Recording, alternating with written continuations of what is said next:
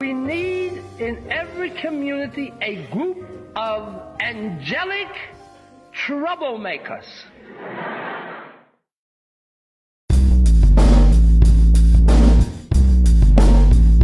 Social justice, power hour, power hour, power hour. Social justice, power hour, power hour, power hour.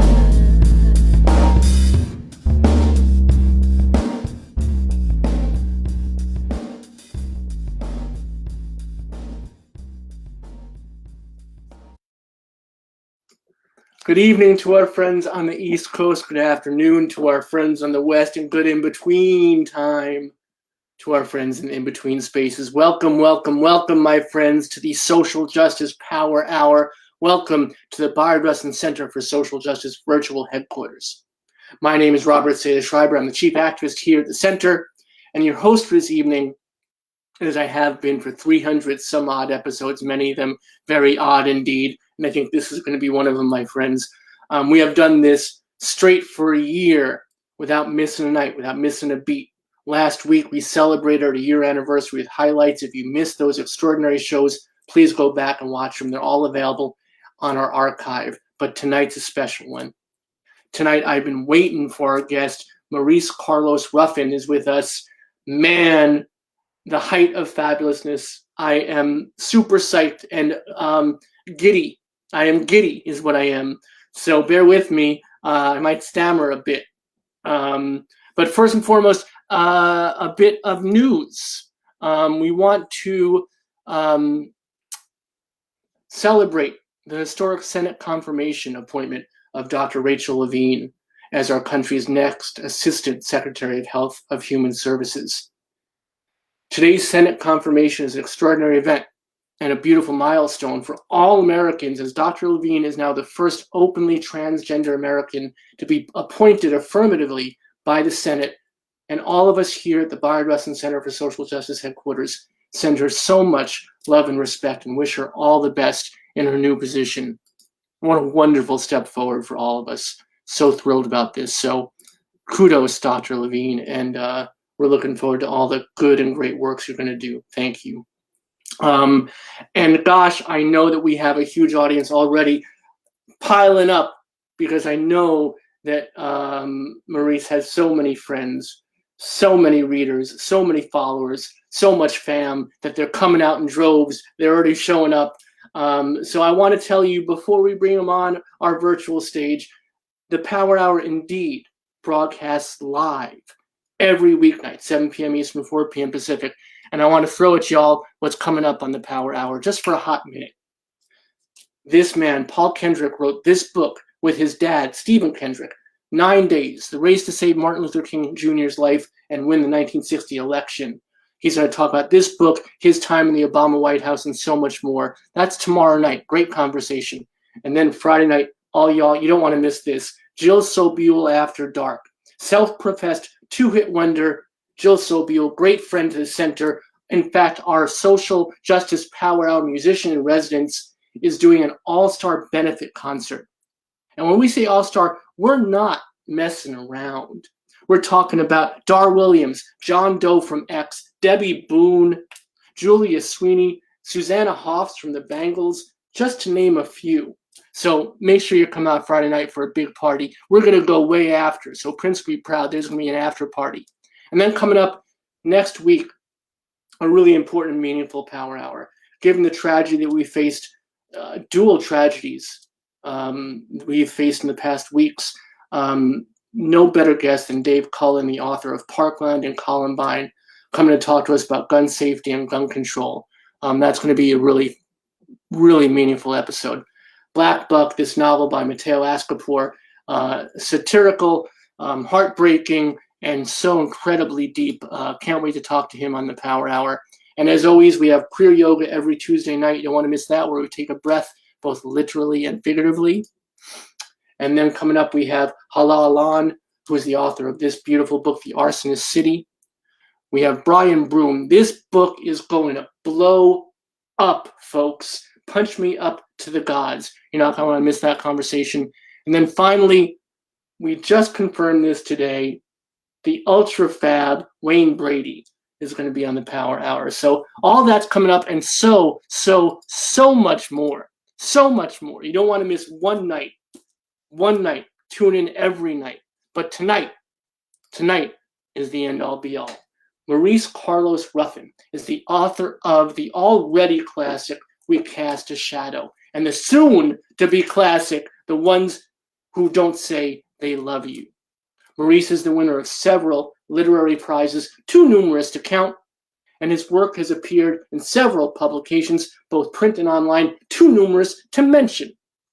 A New Orleans native, Maurice is a professor of creative writing at Louisiana State University and the 2020-2021 John and Renee Grisham Writer-in-Residence at the University of Mississippi. But you folks did not tune in tonight for Maurice's bona fides. You came in to see the bon vivant himself. So without further ado, please join me in welcoming Maurice Carlos Ruffin to our Fired Wrestling Center for Social Justice Power Hour. Maurice, thank you so much for being here tonight. Robert, good Lord, honey, that's a lot of pressure. I might have to go sit back and just and calm down for a while. No, Musical Inspiration Society, because you did the same thing to me when we were talking in the green room before. I tell on Maurice, he's like, everyone's been talking about how wonderful you are, and now I have this reputation to live up to. I'm not that fabulous, so it's up to you to be fabulous. Well, the fabulous in me recognizes the fabulous in you, and I want to welcome everybody to the show. I'm very excited and honored to be a part of it tonight. We're thrilled. So, before we start talking about the books, before we start talking about your writing, what really appeals to me about nature is your love of learning, both as a student and as a teacher. And I was wondering if you could tell us your secret origin of why that is. What about education? What about learning? What about that piece of who we are is so important to you? Well, I think that to the extent a person can perfect their spirit, it comes from learning. It comes from being open. It comes from reaching out beyond yourself and trying to find what is beyond you. I think that the great problem of our time right now, as it has been for a very long time, is intolerance. And I feel like it lives within all of us. You can only fight intolerance through an understanding of others, through a love of others, and through empathy. And empathy comes from just trying to understand the world the best you can. I do my part by trying to have a diverse circle of friends, by trying to read diversity. I got a shelf full of books that's just always nearby at all times. I'm always seeking counsel of my friends out there in the world, and I enjoy it. I just love to learn. I always have. I feel like I'm lucky that way. I could have stayed in school my entire life, but I feel like now I am the school in some ways for some people. That's for sure the truth. But here's the thing: you're the school in two ways. You're the school figuratively through your work, your books, and you're the school literally through your teaching. So how do you find that balance? How do you find, okay, this is my teacherly voice and this is my literary voice? Is there a separation for you, or do they meld enough that they're all one persona? Oh, I think they're one and the same for me. I really feel like I have to educate myself in order to produce good work. And I feel like part of my job as a writer and as a public figure is to be a part of the intellectual conversation. I need to know things. A perfect example, I just picked it up. So I'm writing my third book right now. It's my second novel. And I was just reading some passages in this book by Walter Stern. It's called Race, Education in New Orleans. And I came upon some passages about Black women in New Orleans in the 1850s who owned like their own buildings, like, gigantic like corporate buildings. And I was unaware of that. I had no idea, because the narrative is always that people of color from that time period had no wealth, no property, no opportunities. Obviously, slavery existed, but there is a great history within my city, my hometown of New Orleans, of people making a way for themselves and building orphanages and companies and shipping concerns. This one lady had enough money to start her own school. She just like, you need $1 million? I got it. Let's do it just for Black folks. Let's do it right now. And so by coming across that randomly, it basically inspired the book I'm working on right now, where I'm trying to write a book about something that we don't often see, which is that we've seen a lot of movies and read a lot of books about what slavery was like. Obviously, things like Beloved, my great friend Robert Jones's book, The Prophets, which is one of the best books of all time. I could name many other films, 12 Years a Slave. But I was curious about, again, in my hometown, Louisiana obviously had slavery, and in New Orleans we had it. But you rarely get to see like a sort of the sort of lives of women in cities when they were enslaved. And I'm just really interested in putting that forth. So, my point is, I feel that all art comes from education. It comes from reaching outside of yourself. So it just is one reason to wake up in the morning. I just want to know things constantly. And I feel very fortunate to be in a position to read and to be on Twitter and learn things from friends, to talk to you and learn things from you, and to be able to process that and bring it back out in a whole new form. And that is what's so fascinating, that you do allow yourself that space to learn things, but then to find your own voice in it. And that's something that is very difficult for a lot of folks, but you seem to find it very easily. Is it as easy for you inside your head as it seems to be when it comes down to us? Well, let me back up for a second. Whatever I do in life, Robert, I'm going to have a good time. That's just the bottom line. Maybe it's that New Orleans spirit. I'm always trying to enjoy myself. I mean, you call me a hedonist, that's fine. But for me, education is about enjoyment. I just get tickled when I learn something or I see somebody in a way I haven't seen them before. And so, the answer to the question is not hard for me. I think I have always been the kind of person who wants to sit down with an experience and take it in and just, be in this space of awe, because, as hard as things are now between people with all the sort of divisions in the world, people are pretty wonderful for the most part.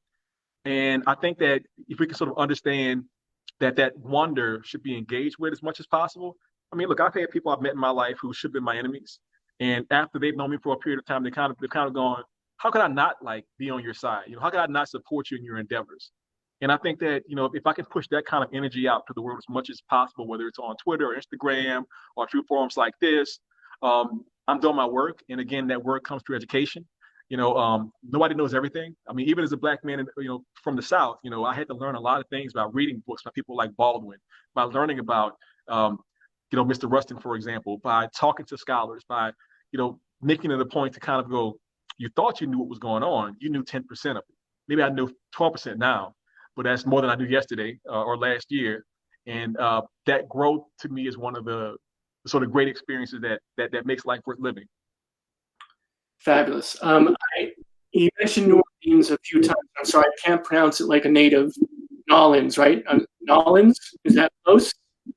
Or is I'm not going to put you in that spot, Robert. You said however you want to say it. We love everybody who comes down to the city. I don't even think about it, but it's like a French version. It's like Nolans.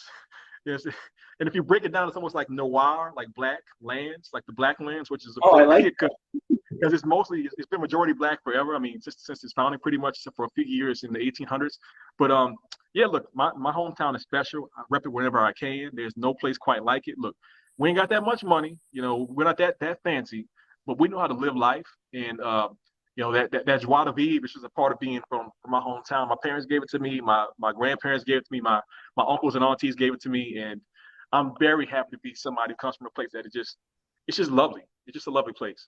Love to hear it. Love to hear it. I do. This is a perfect moment for us to give a shout out to our mutual friend Michael Tesser, who introduced us, who was on the show a few months back, who is a wonderful person and a great author, author of the book on George Harriman, Crazy Cat. And he'll be back on the show in June, everybody. Just keep a lookout. There's a great book coming out that's collecting his father's photographs, and it's really so we're going to have him on Father's Day to celebrate. Michael's a good dude. He's a friend. He's a great father and husband. He's a good citizen of the community. He's an excellent writer as well. It's funny because I'm that kind of weirdo because I like to learn. I was already a fan of Crazy Cat before I even knew Michael. And I'm like, wait, somebody put a book out about Crazy Cat? Like this cartoon character from 100 years ago? And he lives in New Orleans? You gotta be kidding me. And I experienced the book, and I think it was fantastic, especially because of George Harriman's history as somebody who I think he's sort of lost to history, and I think bringing him back is just so important. I really feel like there've been so many wonderful artists and intellectuals throughout time who were ahead of their time. And it falls on people like us to bring them back to the forefront so that people who are around now can understand what they're doing. I mean, I mentioned my friend earlier, Robert Jones. I mean, look, I always said that this book is fantastic. He put out The Prophet. Oh, yeah, we know it well. He's a good friend.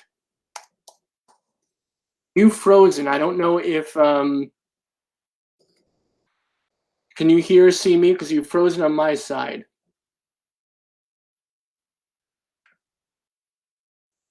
I'm going to try something right quick.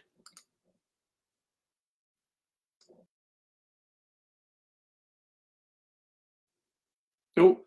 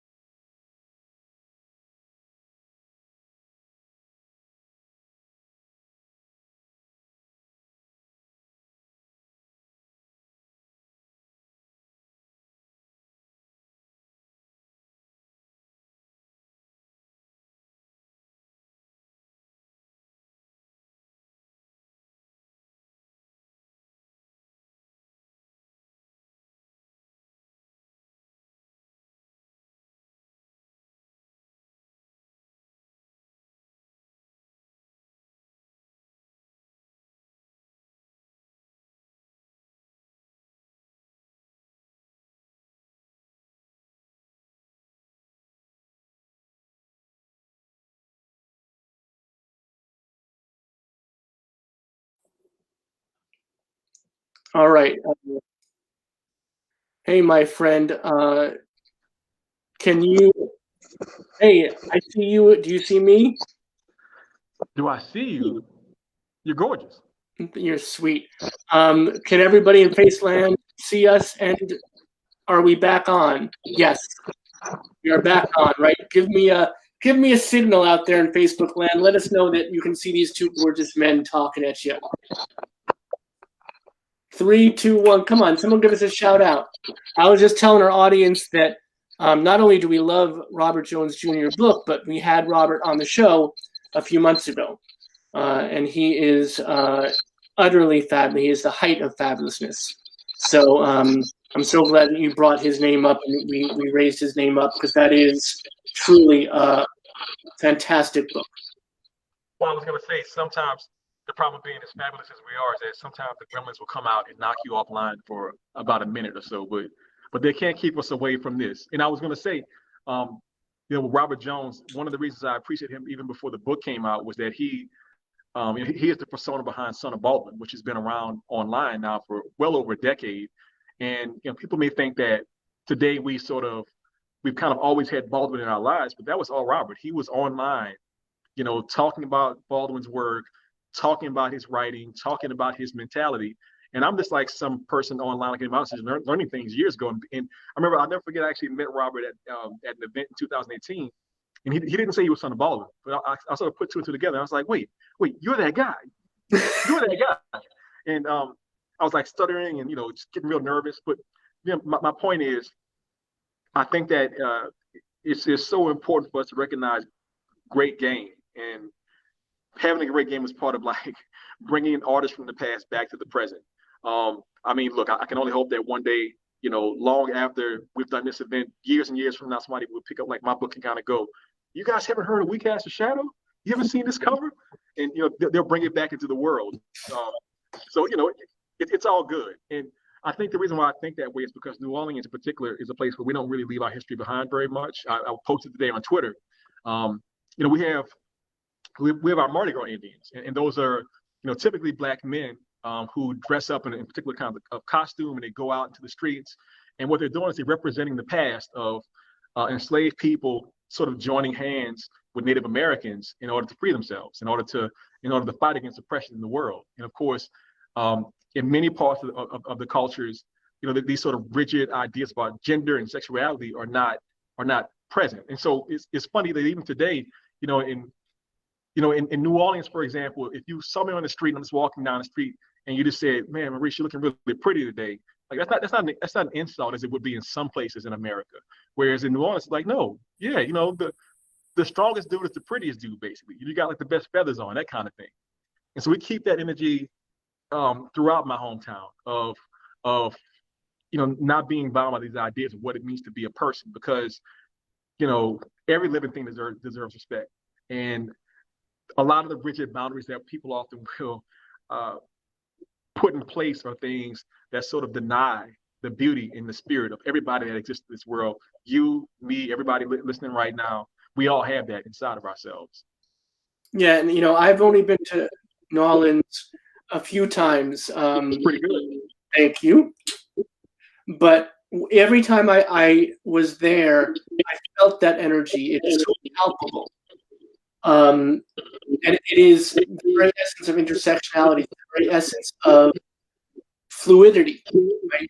Where I love what you said, the toughest guy is the prettiest guy. And these two terms are not exclusive, they're actually inclusive. So I think what we have to do, when safety and sanity allows, we have to set up a power hour broadcasting out of New Orleans. You and a bunch of folks on a stage. If we still have to be 6 feet apart, so be it, but let's make it happen. Look, I love it. I think we could bring you down and bring it down maybe to the quarter or something like that. Set up one of the bars at one of the tables. I think people would love to have a show like this broadcast out of that city. I mean, especially given your mission. I often think I'm fortunate to be from New Orleans, but there's other cities like San Francisco as well, where this feeling of fluidity is just a part of the home spirit. And obviously the work that you're doing is representing that and pushing it out into the world, and we need it as much as possible, because especially for young people out there in the world, they need to see as much representation as possible. They need to feel that their spirits are valuable, and this is all part of that. That's why I'm happy to be here tonight. And we're so thankful to have you. Do you feel, though, that younger folks do not see the distinctions that we see as an older generation? I'm proud to say that, because we feel good, so we can be older too. But they don't see the distinctions that we do. And do you feel that it's important to recognize as much as we recognize others? I think that it's a two-way street, in that 100% young people tend to have a lot less of these sort of divisions that people saw in the past. And I think the farther back you go, the more those divisions are more rigid. But there's also a divide between people in cities and people in small towns. I mean, look, I have so many friends, and particularly people who are part of the queer community, who like started out in some small town in Pennsylvania or Idaho, and they left that town to come to like a New York or Los Angeles or New Orleans to sort of to be themselves. And then there's the idea that, and I give a lot of credit for this, that young people are bringing not like new boundaries, but new definitions. This idea of like, non-binary as a concept has been around for a very long time, but to see it embraced so readily by young people, to make it a point to say, look, when you refer to me, use this pronoun, because I mean, even the point, I think about this all the time. We're often raised to think that our society is the only way to do things, but I mean, there are so many cultures around the world, whether it be on the continent of Africa, whether it be on the Indian subcontinent, where like a third way of gender is normal, or a fourth way, or a fifth way, or a spectrum. You have the Hijiras in India, who are people who are sort of seen as having this sort of mixed spirit. They're not necessarily male nor female, and it's just natural. People just take it as it is. And so I think that even in our society, whether it's the young people amongst us or the older people amongst us, we can all learn from what our ancestors and other cultures around the world have learned about the human spirit. I mean, look, America is only a few hundred years old. I take a lot of advice from like places that are thousands of years old, and that includes many tribes in Africa, places in India, parts of China, and other places like that, because, life can be difficult, but people have actually figured a few things out over the years that can be helpful to us here in the modern age. And I think that that's important to note. I'm really digging what you said. It gives me such a window I didn't see before. And we've talked about this on the show before, but the fact that non-binary, that transgender, that all of these concepts actually are ancient and go back, and there are so many different cultures, and tribes, and peoples that recognized it way back. So I love what your answer brings it to rational full circle. Right. I think that for example, the fact that we have our first openly transgender cabinet official. I mean, it shouldn't have taken us that long to get here. There shouldn't be this feeling that because somebody has that spirit, then they can't do a job. This person was in Pennsylvania doing that job for a long time, doing a fantastic job. And my belief is that she is going to, be so wonderful that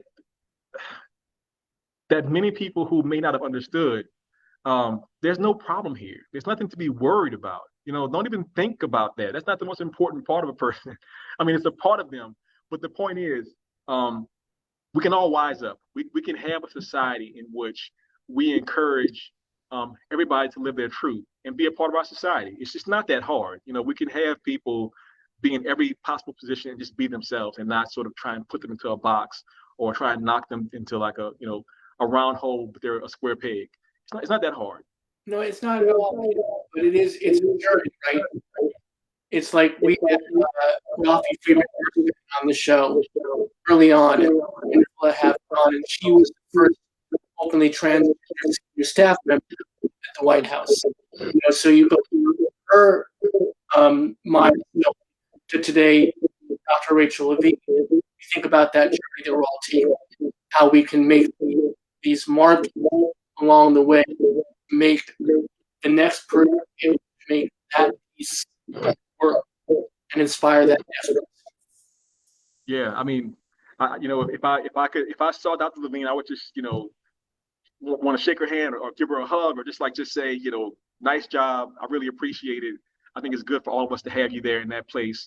And I wish her all the luck in the world. I can't wait to see how it turns out. Yeah, I mean, what's wonderful is she's so good at the job, and she's proven herself to be so worthwhile a public service that it's going to be a really wonderful thing to see that folks have no choice but to accept her for who she is. Just flat out. Imagine that. Yeah. Imagine that. It's very exciting. Let's talk about the first book. Yep. We Cast a Shadow. It's a beautiful book. It's a difficult book. Whilst you were writing it, did you intend it to be as difficult as it turned out? Yes. The short answer is yes. I mean, look, we have some pretty intractable problems we're dealing with right now in our society, around race, around gender, around sexual orientation, around the economy and capitalism. And I really feel like as a writer, look, I can't necessarily solve the problems, but I can make people think. I can make them question. I can make them analyze, and I can make them sort of move forward in their own spirit. So my book is very much about race.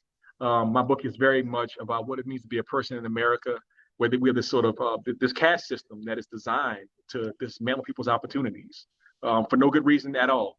And I didn't want anybody to read my book and kind of go, "Oh, that was simple." I totally got that on the first read. I wanted people, regardless of whether they had never read a book that is quote unquote about race, or whether they were like a scholar who had read hundreds of books by other scholars. I want them to kind of go, "Huh, I didn't see that coming." And so the setup, the concept is itself designed to be something that's somewhat sticky. If you don't know out there, it's pretty straightforward. The main character is a black lawyer from the South. He's married to a white lady. They have a mixed race son. The story is set 50 years in the future, in which a lot of these race issues have gotten worse. You know, there's more police shooting more Black folks. We got more people getting incarcerated. You know, schools are doing bad things to Black kids. And so this man decides that he doesn't want his son to be identified as Black under any circumstances. So he wants to make him act white and look white. But of course, it's complicated because the kid has a birthmark on his face that is dark brown. It's getting bigger and bigger, despite the fact that he can otherwise pass for white. And so, you know, with that, kind of, what do you do with that? You know, as a reader, I mean, who are you going to root for? I mean, is it that the dad is an idiot? Well, it's an unusual solution, and I don't recommend it that somebody try and change their child. But I do think it's designed to make you ask the question, well, what do you do if the person you love the most is endangered by a system that is designed to hurt them? You know, I can only imagine what people like the family of George Floyd or Ahmaud Arbery, or, I mean, there's so many names. I mean, it's like this endless scroll of names of people who have been destroyed by this system. I can only imagine what they have, what their families have felt and what they might have wanted to do to sort of bring them back or avoid the thing that happened to them. Of course, it wasn't their fault at all. It was society's fault. And so I just think that a lot of what the book does is it interrogates that idea. It makes it so that you, the reader, can't have any easy answers. You have to sort of, you know, ask yourself time and time again, you know, what would I do if I was sitting in the same, you know, space as this man or this woman or this child in the book? And the book we're talking about again is We Cast a Shadow, our wonderful guest, Maurice Carlos Ruffin. And Chris, our beautiful dedicated volunteer, is giving you a link to buy the book. As we're talking, if you want to buy this book and his next book is available for pre-order on our bookshop.org list, which is all the authors on the show. And this is a stunning book, but also a different book. And we're talking about that because truth be told, did you personally have back, whether from peers or from family or from friends, thought didn't understand what you were trying to do? Well, I think the way the book is constructed, some people may have assumed it was a lighter book. The first segment of it, which is maybe 50 pages or so, is very fast paced and comedic, and there's humor throughout the entire book, which is my style. I'm from New Orleans. It's going to be funny. I can't help that. But definitely there's some turns in the book where you're kind of like, oh, wow, that was a little bit darker than I expected. What I noticed is, like, I had the experience time and time again. You know, I would just be minding my business, you know, sitting in the house, whatever like that. And somebody would like send me like a Facebook message or a tweet or something like that, or, you know, a direct message. And in the first 50 pages, they would go, oh, wow, this book is great. I'm enjoying it so much. And then, like, you know, 100 pages later, they would kind of go silent for a while. And then in the back part of the book, they would go, you know, thank goodness, I'm so glad I read this book. You know, they might say, for example, I didn't quite understand why the main character was doing what they was at first, but because I'm a parent, because I have children that I love, because I can see what's happening in our society, I understand this guy now. Maybe I don't agree with everything he does, but I understand him. And I think that you know, for me as a writer, that's a huge compliment. I don't want somebody to kind of go, you know, yeah, I read your book in, you know, 3 hours and forgot about it within 2 days. I want them to kind of go, you know, your book put a hook in me and it's still there months and months later. And I've heard that, you know, different versions of that many, many times over the past few years. And I really like that. I'm really glad to hear that. And I love that piece that you said where people say, I don't agree with what he's doing, but I understand it. And that is the moment of forgive me for engaging in this hyperbole, but it's certainly the absolute truth. That is the mark of a great writer.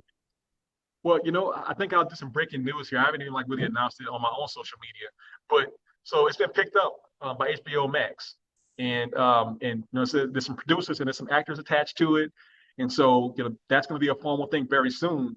But, you know, I think that, you know, books like this get picked up to be made into TV shows for a reason. It's because you can do a lot with these characters. I think that, again, maybe you don't agree with what the guy is doing, but you're definitely going to learn a few things. You know, sometimes in life, you learn from good examples and from bad examples. I think he does both of those things throughout his narrative, and the same for his wife and the same for other characters in the book. And so I just think that I tried to write the kind of book that I myself like to read, you know, books that feature complex people. You know, they aren't really any heroes and villains. It's just people just trying to live their lives under the best circumstances. I asked myself a few times in writing the book, why is he trying to turn this kid white? Like, why wouldn't he just like go to a protest?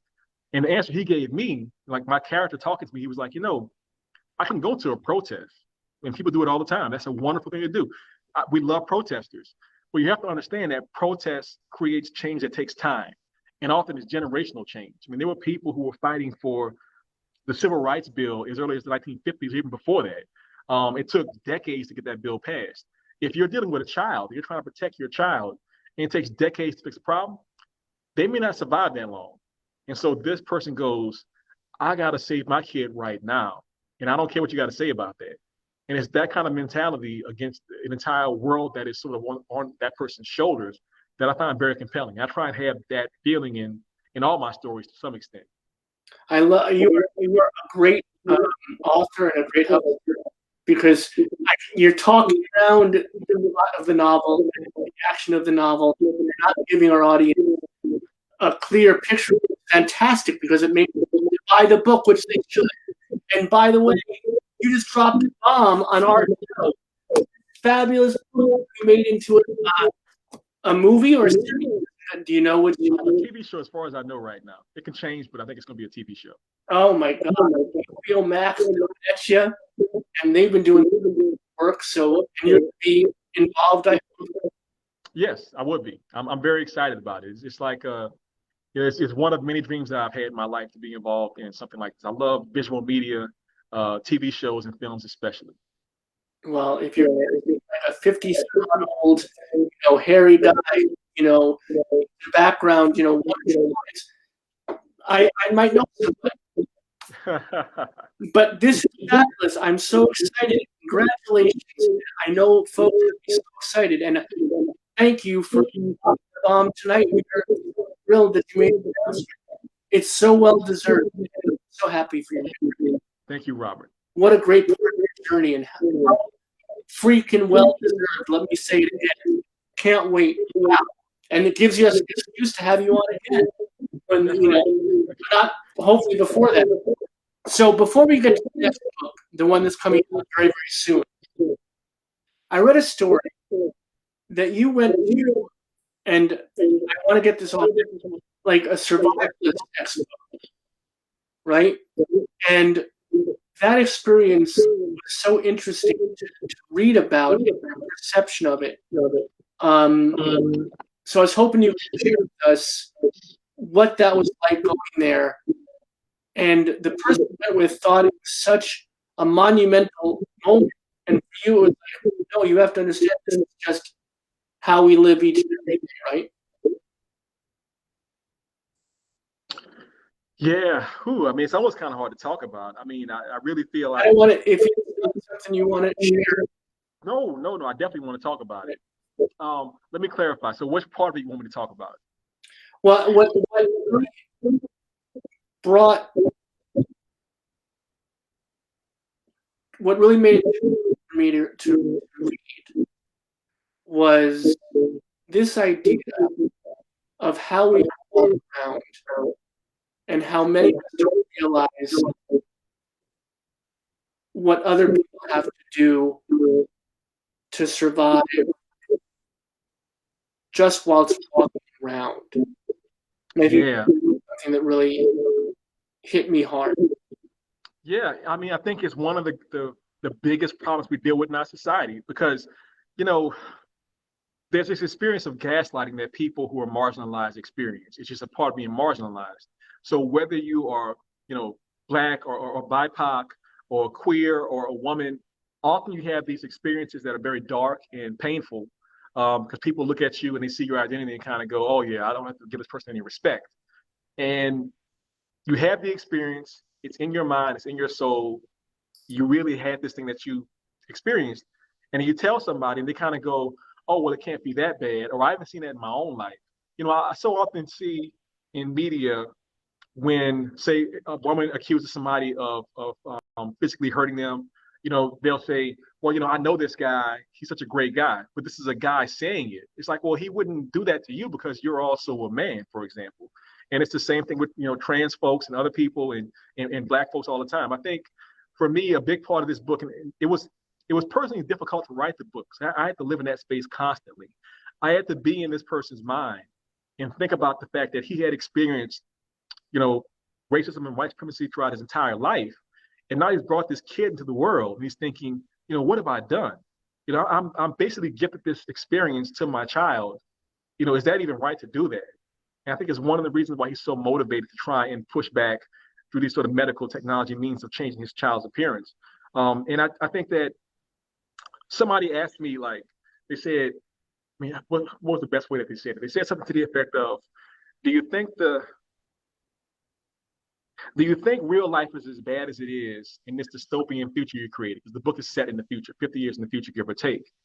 And I said, well, I don't think of it like that. I think that if you were to somehow magically find the Black person or the woman or the queer person having the worst experience that week, and you say, what was your week like? And maybe the Black woman might say, you know, I went to the store and I was tailed throughout the store. And then I got to work and I tried to offer some ideas in a meeting and they ignored me and then took my idea and said somebody else had the idea. And then I went home and my partner was mean to me just because of who I am. If you take that person's experiences and you say, well, how is the world to you? They would say it's pretty rotten right now. And so I just think that for people who don't have these sort of societal pressures on them, I mean, whatever that thing is for you, whether you're like a cisgender white male and you don't have any disabilities, for example, you know, maybe it's hard to see what people are dealing with in their lives. And I think it's incumbent upon those people to like reach out, because whatever your personal philosophy is, whether you're a religious person, whether you're into like philosophy, whether you just like think I'm a good person, you can't really say that unless you're trying to understand people's experiences, especially when they say that they're having a hard time. You can't brush it off. You can't just say, oh, it's not that big a deal. You know, people took to the streets over George Floyd for a reason. And I do think that that particular example for me was heartwarming because I saw people who wouldn't have normally gone out into the streets, risking their bodies, shielding, you know, Black folks in a lot of places.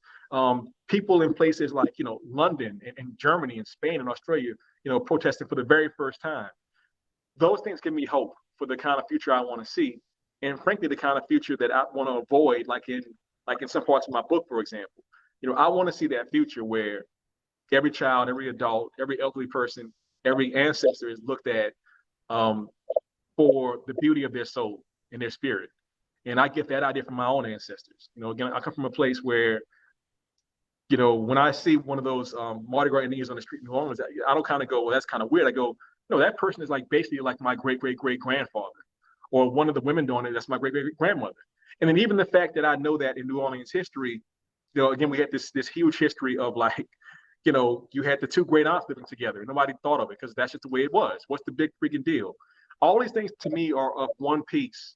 And it's all what energizes my work, makes me want to put out more work in the world.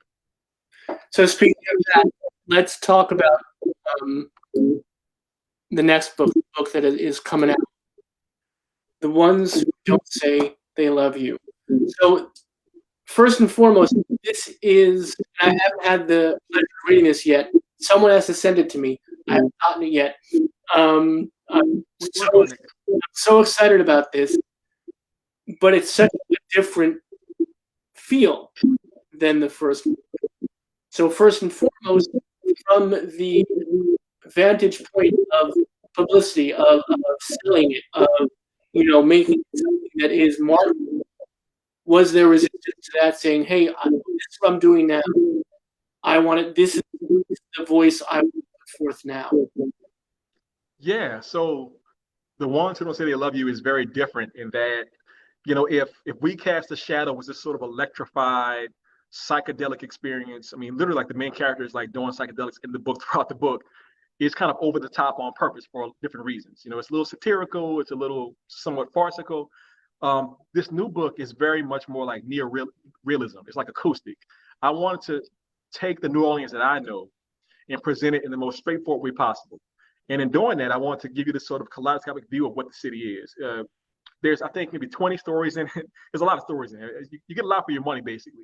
And each one of the lead characters is African-American. They're from New Orleans. The stories are all set in New Orleans. And I wanted to give you like the widest, most diverse cast as possible. They're short stories. And I mean, when I tell you that in this book, for example, I mean, probably I think maybe half the stories have women lead characters. I've got several stories where the lead characters are queer. The biggest story in the book, which is actually a novella, it's like 40 pages long. The main character is a middle-aged Black lesbian, which I've never seen in any book from New Orleans, like just ever, which is weird because that's a part of our culture. I know many women like that. And so part of my mission as the writer was to say, you know, who do I know and what are their lives like? And give them a place in this book. And so the book is very much, I think, something that's going to let people know what my hometown is really like. You know, some of the stories are faster and funnier. Some of the stories are more poetic. Some of the stories are like just one page long. Some of the stories, again, they go on for a good bit. And I think that, you know, it's the kind of book that I want to read. And I hope that people, like, I hope that the kids in my town are kind of reading and go, oh, this is a pretty good book, but I could do better than this and write their own like short story collections. I want to see them doing their own version of showing what my hometown is like. I can't stop digging everything you were saying. I love that you write such beautiful words and tell such beautiful stories, yet your aspiration, if someone reads it, they can do it. You know, it's the thing about it. I feel like New Orleans is so strange that we have a very vibrant culture. So we're known for our food, we're known for our music, we're known for our architecture. It's a meme that's been going around for years in New Orleans. It kind of says that everything you love about New Orleans is because of Black folks, which is to say a lot of our history and a lot of our culture comes from the Haitian immigrants from back in the day, some enslaved people, people that came from Africa directly, so forth and so on, our Native American brothers and sisters, non-binary people. And I think about, like in my work, what does it mean to give voice to people who haven't had their voice before? Because even though we have, you know, we got Lil Wayne, we got Louis Armstrong, we got Irma Thomas, and I can go on and on and on. We don't have that many literary books coming out of the city. And I think a lot of that has to do with, frankly, the effects of white supremacy. We are a majority Black city. We have been for most of our history. And yet there is a big divide between people who have the sort of like educational possibilities and opportunities and the sort of financial attainment to sort of sit to the side and write a book. And so I'm hoping that people like me and my friend Sarah Broom, who put a book out a few years ago called The Yellow House, that we can be a sort of vanguard for this new generation of writers coming out and showing their stories. I mean, we have so many amazing people, again, of all ages. I mean, the queer culture, we have like people who are like practicing religions you don't see anywhere else in the world. We have this connection to the past that is as fresh as it was probably 500 years ago. I want to see them write their own stories, and I'm just here for it. What else can I say? And it's amazing how you seem to get joy from amplifying others' voices. And it's a very rare and beautiful thing. Thank you for that. Let's talk about Nolans. How to do that time. That was different, but that still works. All right, so I have two variations now to work. I think this is a city that not only survives hardship, but thrives because of it. And I think that it survives fabulously. And you talk about white supremacy and Black writers and Black folks being such an integral part of the town itself, of the city itself. But you also look at Hurricane Katrina after that, and how absolutely it is the perfect model of community, how everybody came together. But then you look at this year where Mardi Gras was not what it could be. And you saw all of these beautiful houses where there would have been dead. People had their houses floats, had their houses dance, right? And another crystal example of what this city could be. New Orleans, I think we got like an unkillable spirit. I think what it really comes down to is very simple. You know, you're going to protect your family. You're going to protect your community. You're going to want to stand up for the things that make you who you are. And so, you know, throughout our history, throughout the challenges we've had throughout our history, it's just normal for us to like just get back up I mean, we have been destroyed by hurricanes. I mean, probably 4 or 5 times in our history. We have been burned down by like conflagrations in like the 1700s, 1800s, like 3 or 4 times. We went through a phase in which New Orleans, like 170 years ago, had like yellow fever for like 50 years straight. People just like 5,000 dying like a year, just like that. And so I think that what happens is that if you're living a life where you're always on the edge of destruction. I mean, like right now, if you're in New Orleans, you're sitting in like this bowl that's surrounded by water on all sides, and if any of those walls break, you're in a pool. Like you're just like in a, you're in a bowl full of water. Living in a situation like that means that people are going to live their lives to the fullest for the most part. I think it's a big reason why, again, our musicians are always out there playing. Why our people who, are making clothes, fashion, are so into it. Why people who are like the poets. I mean, the poets they won't shut up. They're making poetry constantly. I love it, right? And so I think it's almost like, a bird that knows the winter is coming. And so you sing as much as possible, and you hope you survive that winter. Maybe you fly south, maybe you stay where you are. But I have it here. I've seen spring coming on. I've seen all these creatures like just coming out of nowhere, being like, "Yeah, we're still here. You thought you got rid of us? Nope, we're still here." And that's very much what New Orleans experience is like. We are a people in a place that will try to make sure that we represent our traditions and our love of humanity. There's a reason people come to New Orleans. Look, I always like joke, there's some towns that people will not wake up and say, I want to go there one day. Nobody says they want to go to Metairie, Louisiana one day. I mean, it's a fine little suburb outside of the city. But New Orleans has this romantic place in the spirit of people across the entire planet. It's like Paris, it's like us.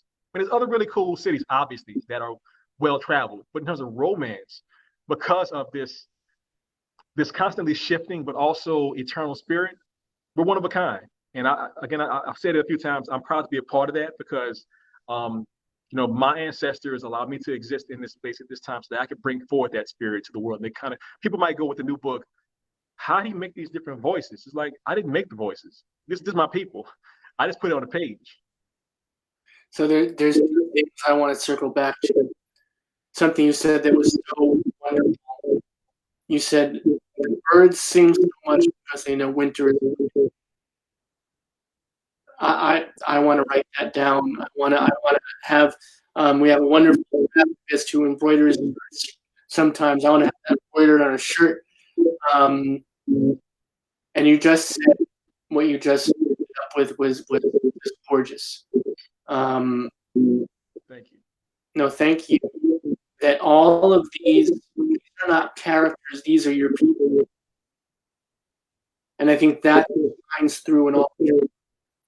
That you don't set aside the folks that live in your book as separate entities, and no matter who they are, how they represent, how they come across, or whatever age or whatever across the spectrum they may have, they are all you. And it's that empathy with you each and every day that I think that's my epiphany about why writing is so important and so beautiful and incredibly necessary.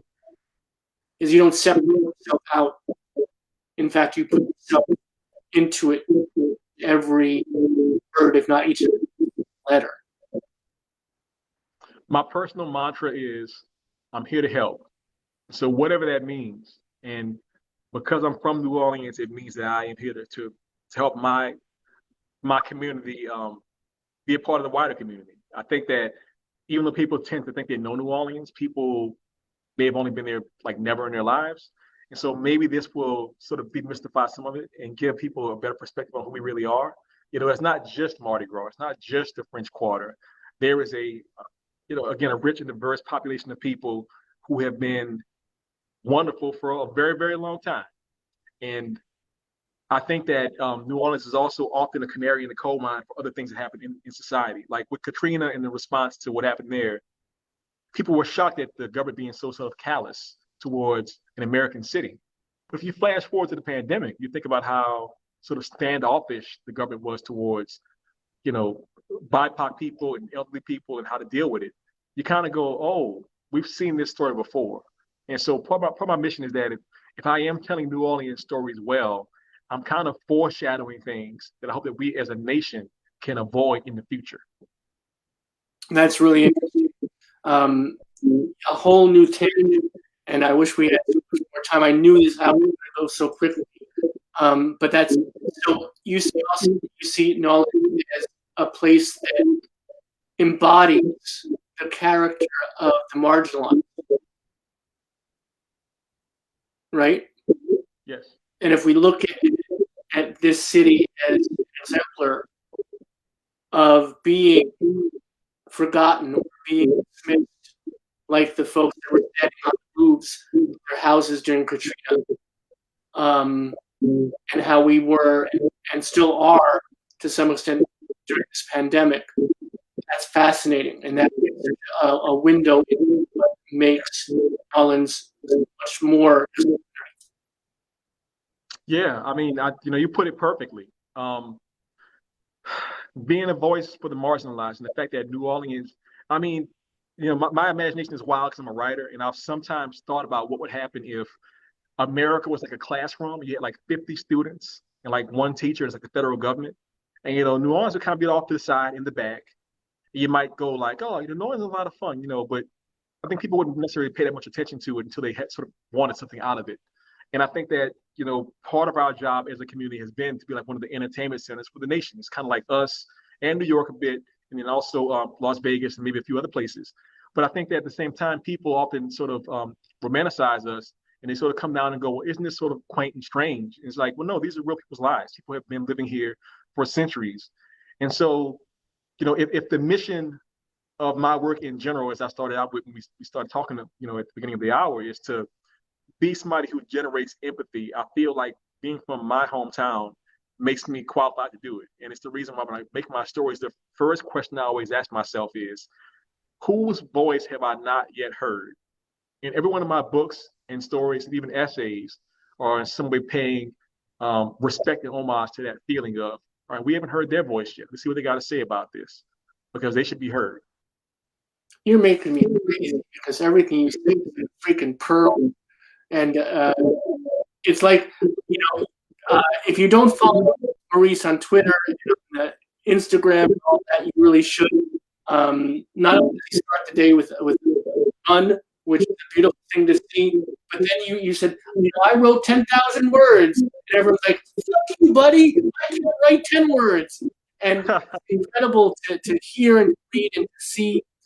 But what you just said is the perfect way for us to fortunately have to end this conversation. I wish and you'll be back.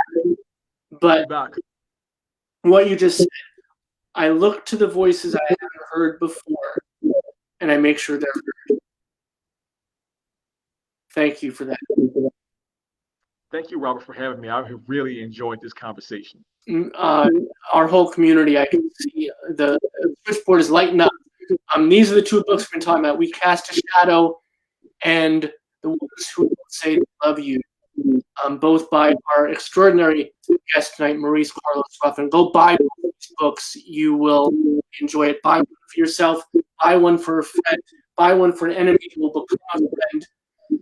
Make sure your local library has them. This is always a really important point, and I want to make sure that we want you to buy books. We want you to support Maurice, but some people can't afford to buy books, and they need to be in the local library. So those books can also be exposed to this wonderful literature.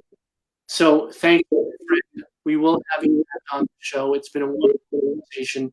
Appreciate your time and your team spirit. Thank you. This made my week. Thank you. All right, be well, Mike. See you soon. So that is Maurice Carlos Ruffin, everybody. Thank you so much for joining us tonight in the Power Hour. It's been such an extraordinary experience, such an extraordinary person to have with us, such an extraordinary conversation, made all the more extraordinary by you folks being in virtual community with us. So thank you for joining us. Please do come back. The Power Hour is here for you. Be here with us, 7 p.m. Eastern, 4 p.m. Pacific, every single weeknight. We'll see you again soon. Until such a time, be good to each other. Be good to your families, chosen or otherwise. And most especially, and this is important, this is really, really freaking important, and most of us don't get it, but be good to yourselves, because you need it, and we need you here with us. Much love and respect, all y'all. We need in every community a group of angelic troublemakers.